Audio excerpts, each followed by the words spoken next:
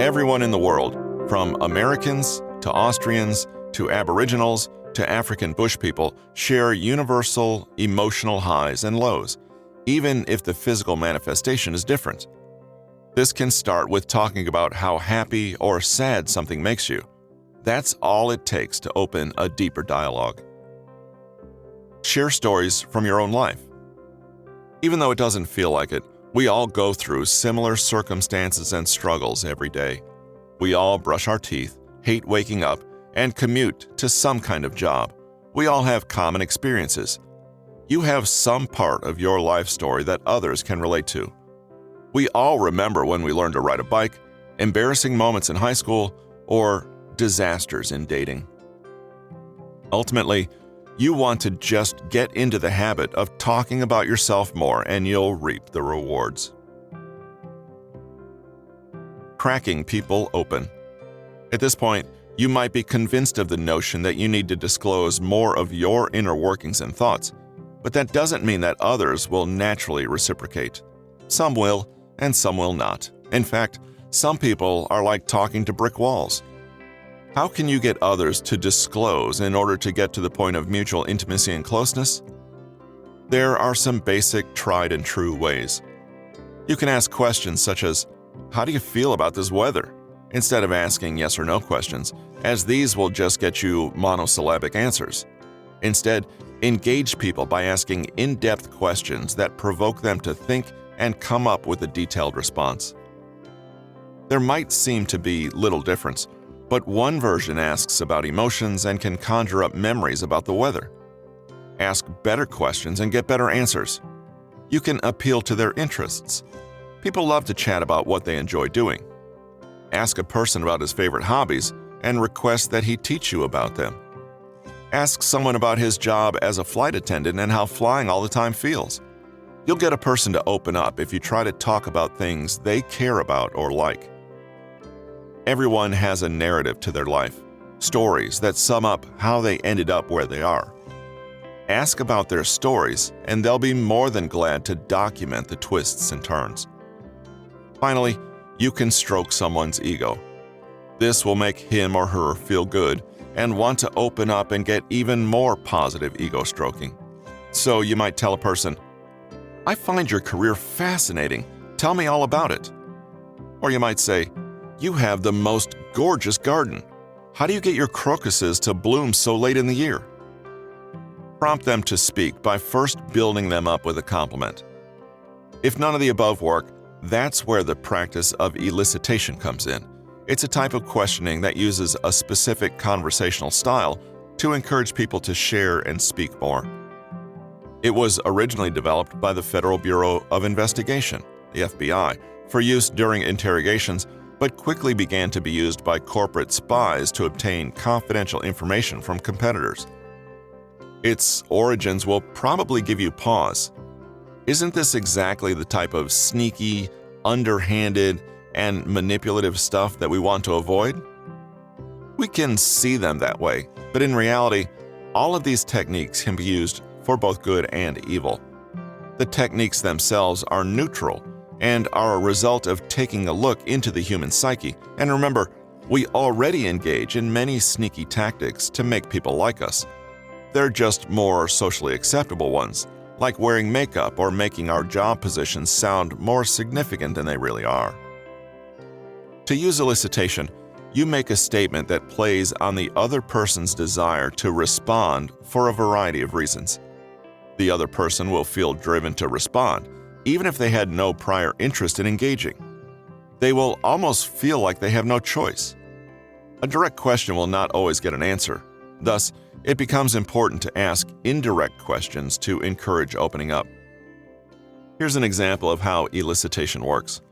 You're trying to plan a surprise party for someone, so you need to know his schedule, his friends' contact information, and his food and drink preferences. Of course, you can't ask him for this information directly, so how might you indirectly obtain this information from him? You might say, "I'm going to buy a grape soda. Do you want one?" This will seem like a random, harmless question, but it can show you his drink preferences when he replies, "Is there root beer?" or "Sure, grape is fine." Then you can go on to ask, "My friend is looking for someone to help move. Are you available weeknights at 6 p.m.?" He just might tell you his work schedule as a result. "I'm usually off work at 7 p.m., so I can't help out. Sorry." For a friend's contact, you can say, "Hey, is Josh's phone number 555-5695? Here, you are intentionally asking him about an incorrect number, which will prompt him to correct it for you. No, his phone number is actually 555-3958. You've now obtained 3 essential pieces of information through indirect means. Ellen Naylor, in her 2016 book, Win-Loss Analysis, wrote about 6 specific elicitation techniques to get people talking. Recognition. People thrive when you recognize something good about them. Mention, "I love your sweater," and you'll get a story about how the wearer obtained the sweater. Mention, "You're very thorough," and you'll get a story about how the person went to military school and learned to be thorough at all times. They may have been tight-lipped before, but any chance to enhance praise is welcome. People have a natural desire to feel recognized and appreciated, so give them an opening to show off a little. You can also show appreciation to someone and compliment them. This is similar to recognition. People rarely turn down an opportunity to explain their accomplishments. Complaining. People love to complain, so it's easy to get someone to open up by giving them something to commiserate with. You complain first, and they'll jump at the opportunity. If they don't join in, they might open up the other way by feeling compelled to defend what you're complaining about. Either way, you've opened them up. You might tell someone at work, "I hate these long hours without overtime pay," and he'll agree and go into more detail about how he needs money from not being paid enough. This may lead him to disclose more about his home life and how many kids he has and marital issues he has related to finances. It may also lead him to defend the long hours. Either way, you have more information now. Key to this technique is creating a safe environment for people to brag, complain, or show other raw emotion. If you complain first, you create a judgment-free zone. They don't feel like they'll get in trouble with you. You don't have to complain to kickstart this. Just express your negative emotions, vulnerabilities, or disappointments. Correction. People love to be right. This is truly the backbone of any internet argument, so if you say something wrong, they will gladly jump at the chance to correct you.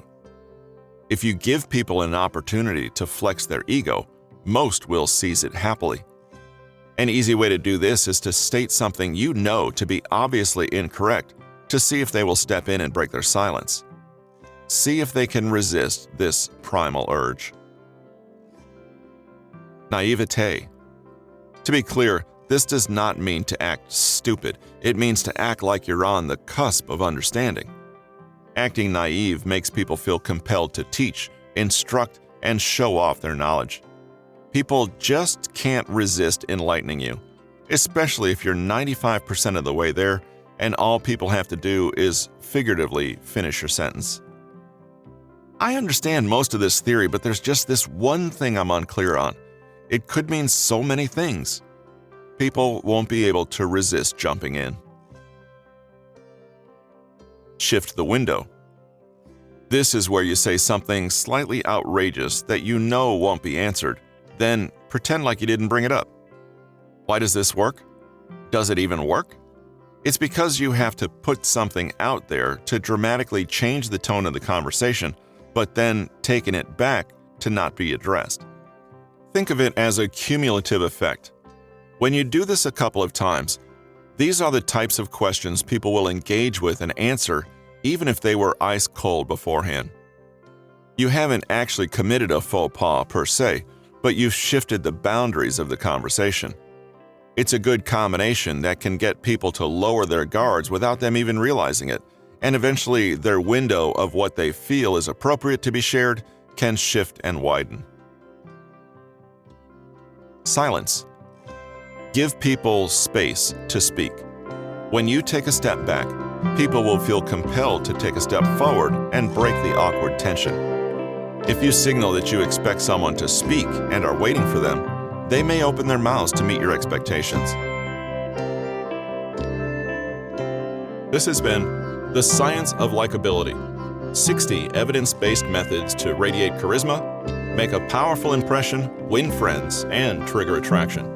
Written by Patrick King, narrated by Russell Newton. Copyright 2019 by Patrick King. Production copyright by Patrick King.